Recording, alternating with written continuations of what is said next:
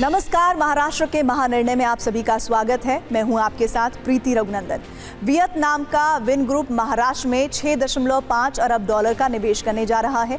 मुख्यमंत्री देवेंद्र फडणवीस के मुताबिक ये दक्षिण पूर्व एशिया से होने वाला अब तक का सबसे बड़ा निवेश करार है। मुंबई में आयोजित इंडिया वियतनाम फोरम के कार्यक्रम में वियतनाम के राष्ट्रपति तो लाम शामिल हुए थे। इस अवसर पर मुख्यमंत्री फडणवीस ने कहा कि राज्य सरकार वियतनाम के साथ सांस्कृतिक, आर्थिक और आपसी संबंधों को और अधिक मजबूत करने के लिए पूरी तरह प्रतिबद्ध है। मुख्यमंत्री ने वियतनाम के उद्यमियों को राज्य में निवेश के लिए आमंत्रित भी किया है। महाराष्ट्र सरकार मुंबई महानगर क्षेत्र में यातायात जरूरतों के लिए पर्यावरण के अनुकूल जल परिवहन व्यवस्था स्थापित करने का प्रयास कर रही है। मुख्यमंत्री देवेंद्र फडणवीस ने भरोसा जताया है कि मुंबई वाटर मेट्रो परियोजना से देश में आधुनिक जल परिवहन का एक नया अध्याय शुरू होगा। मुंबई वाटर मेट्रो परियोजना के लिए महाराष्ट्र मैरीटाइम बोर्ड और नॉर्वे की समुद्री प्रौद्योगिकी कंपनी मेसर्स हाइके एएस के बीच एक समझौता ज्ञापन पर हस्ताक्षर किए गए।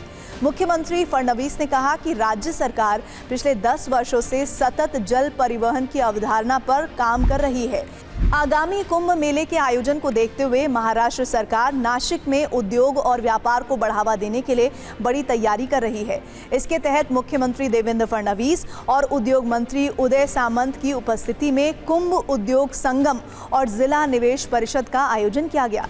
अनुमान है कि कुंभ के मद्देनजर विनिर्माण और सेवा क्षेत्र सहित कई क्षेत्रों से संबंधित हजारों करोड़ रुपए के निवेश समझौतों पर हस्ताक्षर किए जाएंगे। जिला स्तर पर 300 से अधिक समझौते किए गए हैं।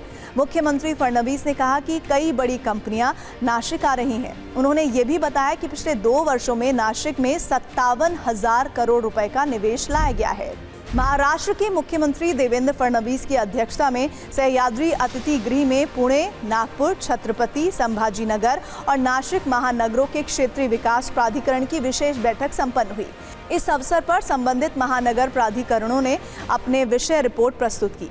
इनमें से महत्वपूर्ण विषयों को तत्काल मंजूरी दे दी गई, जबकि अन्य विषयों की शासन स्तर पर जांच करने के बाद उन्हें मंजूरी देने का निर्णय लिया गया। मुख्यमंत्री देवेंद्र फडणवीस ने मंत्रालय में टेक वारी 2.0 महाटेक लर्निंग वीक का उद्घाटन किया। इस अवसर पर उन्होंने कहा कि आम आदमी ही हमारा विट्ठल है और टेक वारी उनकी सेवा के लिए ही समर्पित है।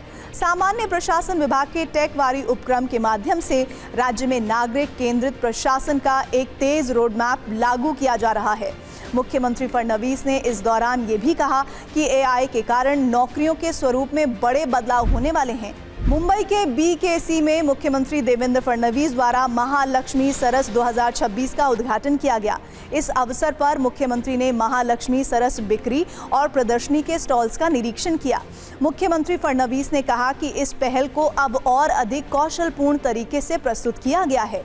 उन्होंने स्पष्ट किया कि यदि महिलाएं अर्थव्यवस्था का सक्रिय हिस्सा बनती हैं तो देश के विकास को और गति मिलेगी। मुख्यमंत्री ने आगे कहा कि हमारा लक्ष्य 1 करोड़ लखपति दीदी बनाने का है।